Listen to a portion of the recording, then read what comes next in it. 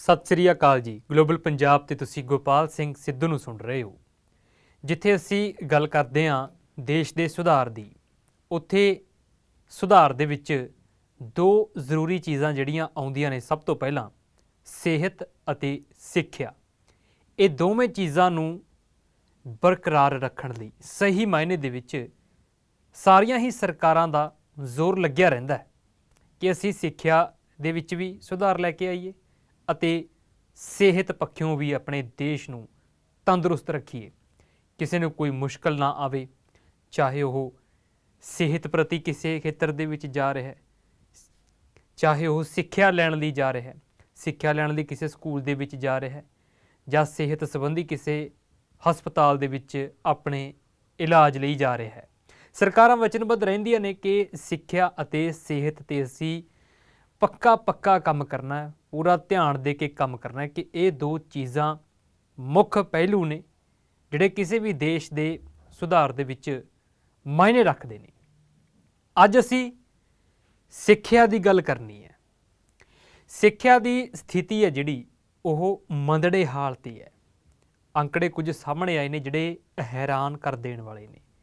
ਇਹ 2023 ਦੀ ਸਿੱਖਿਆ ਸਥਿਤੀ ਦੀ ਸਾਲਾਨਾ ਰਿਪੋਰਟ ਹੈ ਜਿਹੜੀ ਇੱਕ ਅਫੀਸ਼ੀਅਲ ਤੌਰ ਦੇ ਉੱਤੇ ਸਾਹਮਣੇ ਆਈ ਹੈ। ਇਸ ਦੇ ਵਿੱਚ ਇੱਕ ਸਰਵੇ ਕੀਤਾ ਗਿਆ, ਇੱਕ ਰਿਸਰਚ ਕੀਤੀ ਗਈ ਹੈ ਬਕਾਇਦਾ, ਜਿਹਦੇ ਵਿੱਚ ਪਤਾ ਲੱਗਿਆ ਹੈ ਕਿ ਸਿੱਖਿਆ ਸਥਿਤੀ ਤਾਂ ਬਹੁਤ ਹੀ ਜ਼ਿਆਦਾ ਮਾੜੇ ਹਾਲਾਤਾਂ 'ਚੋਂ ਗੁਜ਼ਰ ਰਹੀ ਹੈ।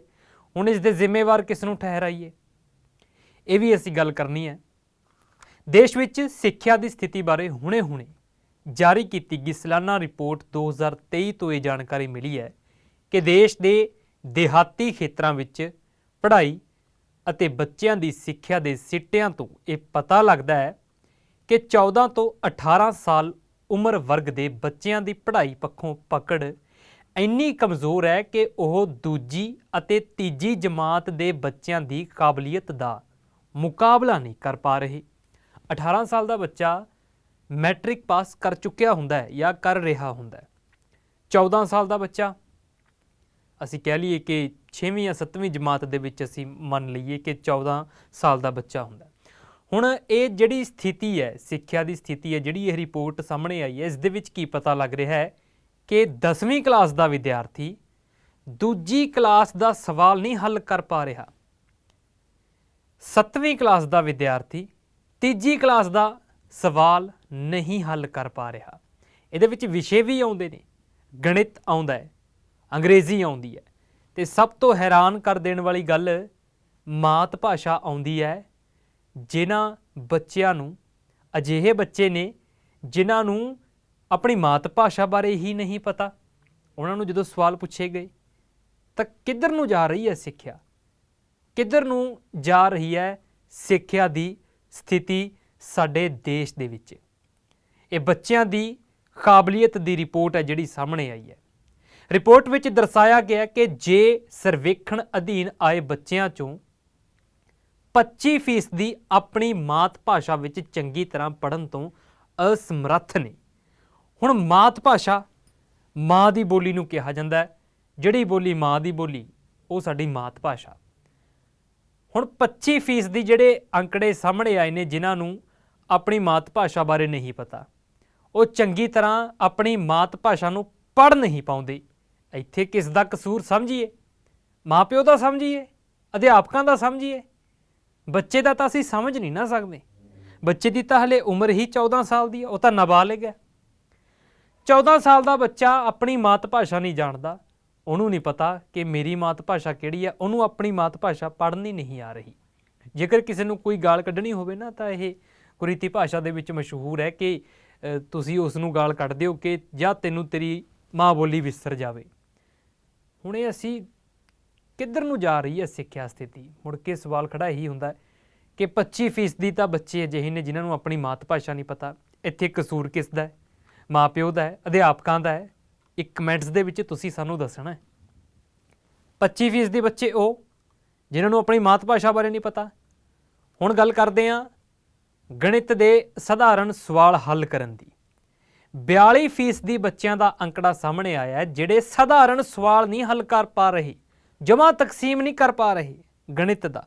ਪ੍ਰਾਇਮਰੀ ਸਕੂਲਾਂ ਦੀ ਇਹ ਰਿਪੋਰਟ ਹੈ। ਦਿਹਾਤੀ ਖੇਤਰ ਦੇ ਵਿੱਚ ਸਕੂਲ ਸਮਾਰਟ ਬਣ ਰਹੇ ਨੇ। ਸਕੂਲ ਦੇ ਬੜੇ ਵਧੀਆ ਤਰੀਕਿਆਂ ਨਾਲ ਸਕੂਲਾਂ ਨੂੰ ਸ਼ਿੰਗਾਰਿਆ ਜਾ ਰਿਹਾ ਹੈ। ਅਧਿਆਪਕਾਂ ਨੂੰ ਸਿੰਗਾਪੁਰ ਵੀ ਭੇਜਿਆ ਜਾ ਰਿਹਾ ਹੈ। ਪਰ ਸਿੱਖਿਆ ਸਥਿਤੀ ਦੀਆਂ ਰਿਪੋਰਟਾਂ ਸਾਡੇ ਸਾਹਮਣੇ ਨੇ ਕਿ ਕੀ ਕਹਿੰਦੀਆਂ ਨੇ। ਅੰਗਰੇਜ਼ੀ ਦਾ ਕਹਿੰਦੇ ਸਰਲ ਜਿਹਾ ਵਾਕ ਵੀ ਪੜ੍ਹਨਾ ਔਖਾ ਹੋ ਗਿਆ।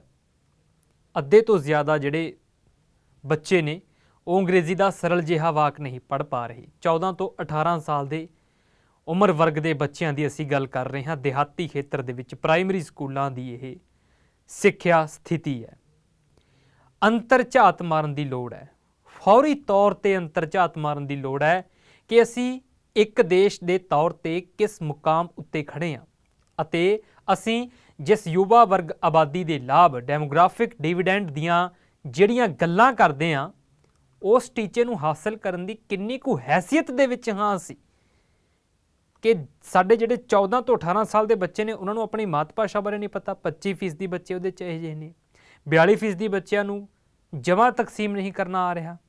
ਅੱਧੇ ਤੋਂ ਜ਼ਿਆਦਾ ਬੱਚਿਆਂ ਨੂੰ ਅੰਗਰੇਜ਼ੀ ਦਾ ਇੱਕ ਮਾਮੂਲੀ ਜਿਹਾ ਵਾਕ ਨਹੀਂ ਪੜ੍ਹਨਾ ਆ ਰਿਹਾ। ਇਹ ਕਿੱਧਰ ਨੂੰ ਜਾ ਰਹੀ ਹੈ ਫਿਰ ਇਹ ਸਿੱਖਿਆ ਸਥਿਤੀ। ਹਾਲਾਂਕਿ ਇਹ ਰਿਪੋਰਟ ਪ੍ਰਾਥਮਿਕ ਜਮਾਤਾਂ ਦੇ ਬੱਚਿਆਂ ਦੀ ਪੜ੍ਹਾਈ ਵਿੱਚ ਪਏ ਖੱਪਿਆਂ ਦੀ ਨਿਸ਼ਾਨਦੇਹੀ ਕਰਨ ਅਤੇ ਚੇਤਾਵਨੀ ਦੇਣ ਦਾ ਸੱਦਾ ਦਿੰਦੀ ਹੈ। ਇਹ ਸੱਦਾ ਦੇ ਰਹੀ ਹੈ ਹੁਣ। ਉਂਝ ਪਿਛਲੇ ਕਈ ਸਾਲਾਂ ਤੋਂ ਇਸ ਤਰ੍ਹਾਂ ਦੇ ਬਹੁਤ ਸਾਰੇ ਸਰਵੇਖਣਾਂ 'ਚ ਅਜਿਹੇ ਨੁਕਸਾਂ ਦੀ ਨਿਸ਼ਾਨਦੇਹੀ ਹੋਈ ਹੈ। ਬਹੁਤ ਰਿਪੋਰਟਾਂ ਪਹਿਲਾਂ ਵੀ ਅਜਿਹੀਆਂ ਆਈਆਂ ਨੇ। ਖਾਸ ਤੌਰ ਤੇ ਕੋਵਿਡ-19 ਦੀ ਅਸੀਂ ਗੱਲ ਕਰੀਏ। ਕੋਵਿਡ-19 ਜਿਹੜੀ ਅਸੀਂ ਜਾਣਦੇ ਕਿ ਕੋਵਿਡ ਦੀ ਮਹਾਮਾਰੀ ਸੀ, ਇਸਨੇ ਬਹੁਤ ਜ਼ਿਆਦਾ ਨੁਕਸਾਨ ਕੀਤਾ। ਕੋਵਿਡ-19 ਮਹਾਮਾਰੀ ਕਰਕੇ ਸਕੂਲੀ ਸਿੱਖਿਆ 'ਤੇ ਮਾੜਾ ਅਸਰ ਪਿਆ ਹੀ ਪਿਆ ਹੈ, ਅਸੀਂ ਸਭ ਜਾਣਦੇ ਹਾਂ। ਇਸ ਤੋਂ ਬਾਅਦ ਹੀ ਇਹ ਔਨਲਾਈਨ ਪੜ੍ਹਾਈ ਦਾ ਜਿਹੜਾ ਦੌਰਾ ਚੱਲਿਆ ਨਾ, ਔਨਲਾਈਨ ਬੱਚਿਆਂ ਦੇ ਹੱਥ 'ਚ ਸਮਾਰਟਫੋਨ ਜ਼ਿਆਦਾ ਵੱਧ ਗਏ।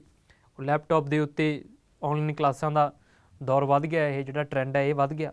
ਇਹ ਸਿਰਫ ਕੋਵਿਡ ਮਹਾਮਾਰੀ ਦਾ ਅਸਰ ਹੈ। ਵਿਦਿਅਕ ਨੀਂਹ ਮਜ਼ਬੂਤ ਹੋਣੀ ਬਹੁਤ ਜ਼ਰੂਰੀ ਹੈ, ਬਹੁਤ ਜ਼ਰੂਰੀ ਹੁੰਦੀ ਵੀ ਹੈ, ਕਿਉਂਕਿ ਇਸ ਦੇ ਆਧਾਰ ਤੇ ਹੀ ਬੱਚੇ ਦੇ ਕਰੀਅਰ ਦਾ ਨਿਰਮਾਣ ਹੁੰਦਾ ਹੈ। ਦਿਹਾਤੀ ਖੇਤਰਾਂ ਵਿੱਚ ਸਰਕਾਰੀ ਸਕੂਲਾਂ ਨੂੰ ਬਹੁਤ ਸਾਰੀਆਂ ਦਿੱਕਤਾਂ ਦਰਪੇਸ਼ ਆਉਂਦੀਆਂ ਨੇ, ਜਿਸ ਕਰਕੇ ਉਹਨਾਂ ਦੇ ਬੱਚਿਆਂ ਨੂੰ ਇਸ ਦਾ ਖਮਿਆਜ਼ਾ ਭੁਗਤਣਾ ਪੈਂਦਾ ਹੈ। ਸਕੂਲਾਂ ਦੇ ਬੁਨਿਆਦੀ ਢਾਂਚੇ ਬਾਬਤ ਬਹੁਤ ਕੁਝ ਆਖਿਆ ਜਾ ਸਕਦਾ ਹੈ। ਰਾਜ ਸਰਕਾਰਾਂ ਅਧਿਆਪਕਾਂ ਦੀ ਗੈਰ ਹਾਜ਼ਰੀ ਅਤੇ ਦੂਰ ਦਰਾਜ ਦੇ ਸਕੂਲਾਂ ਵਿੱਚ ਖਾਲੀ ਅਸਾਮੀਆਂ ਦੀ ਸਮੱਸਿਆ ਦਾ ਅਜੇ ਤੱਕ ਇਲਾਜ ਨਹੀਂ ਲੱਭ ਸਕੀਆਂ। ਸਰਕਾਰਾਂ ਅਜੇ ਤੱਕ ਇਹ ਹੱਲ ਨਹੀਂ ਲੱਭ ਪਾਈਆਂ ਕਿ ਜਿਹੜੇ ਸਕੂਲਾਂ ਦੇ ਵਿੱਚ ਅਧਿਆਪਕਾਂ ਦੀਆਂ ਕੁਰਸੀਆਂ ਖਾਲੀ ਪਈਆਂ ਨੇ ਉੱਥੇ ਅਸੀਂ ਕਿਹਨਾਂ ਨੂੰ ਬਿਠਾਈਏ।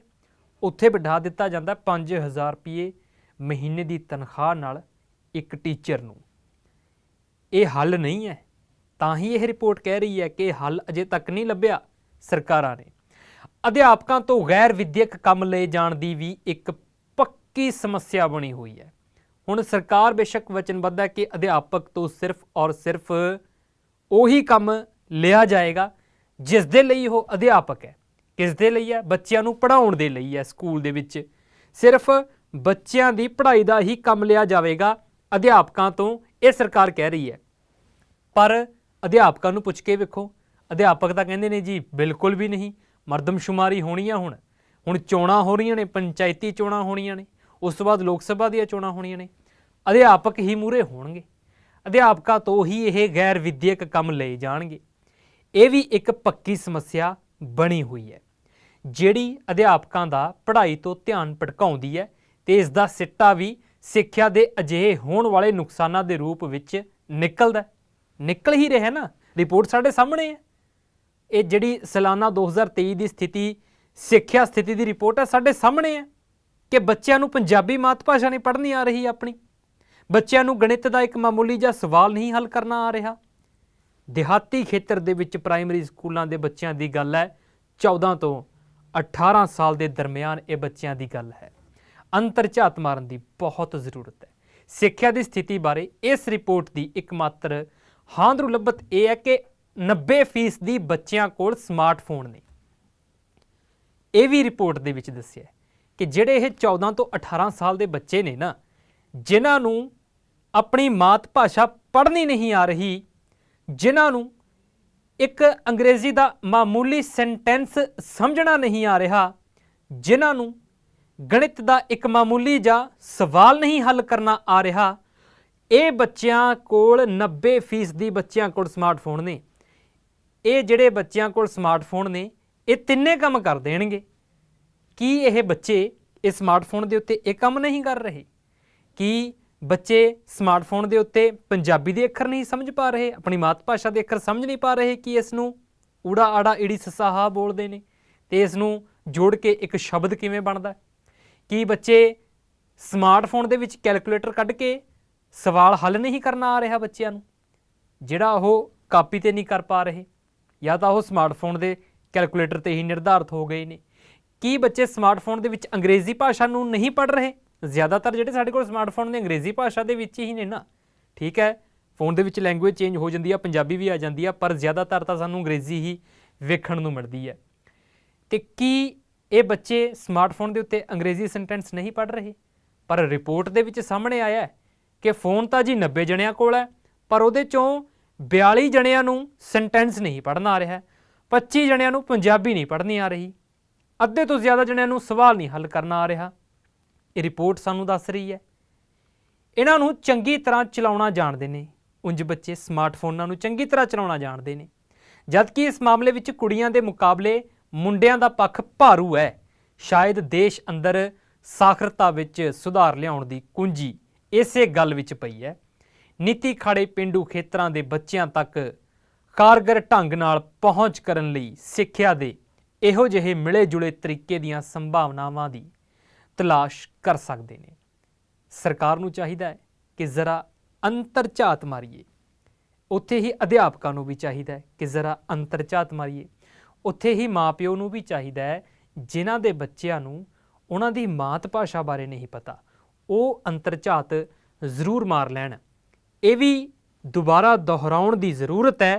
ਤੁਹਾਨੂੰ ਦੱਸ ਦਈਏ ਕਿ 90% ਬੱਚਿਆਂ ਕੋਲ ਸਮਾਰਟਫੋਨ ਹੈ, ਉਸ ਦੇ ਵਿੱਚੋਂ 25 ਜਣਿਆਂ ਨੂੰ ਆਪਣੀ ਮਾਤ ਭਾਸ਼ਾ ਨਹੀਂ ਪੜ੍ਹਨੀ ਆਉਂਦੀ, 42 ਜਣਿਆਂ ਨੂੰ ਸਵਾਲ ਨਹੀਂ ਹੱਲ ਕਰਨਾ ਆ ਰਿਹਾ ਗਣਿਤ ਦਾ, ਤੇ ਅੱਧੇ ਤੋਂ ਜ਼ਿਆਦਾ ਬੱਚਿਆਂ ਨੂੰ ਅੰਗਰੇਜ਼ੀ ਦਾ ਸੈਂਟੈਂਸ ਨਹੀਂ ਸਮਝ ਆ ਰਿਹਾ। ਦਿਹਾਤੀ ਖੇਤਰਾਂ ਦੇ ਵਿੱਚ ਪ੍ਰਾਇਮਰੀ ਸਕੂਲ ਦੇ 14 ਤੋਂ 18 ਸਾਲ ਦੇ ਬੱਚਿਆਂ ਦੀ ਇਹ ਗੱਲ ਹੈ। ਧੰਨਵਾਦ।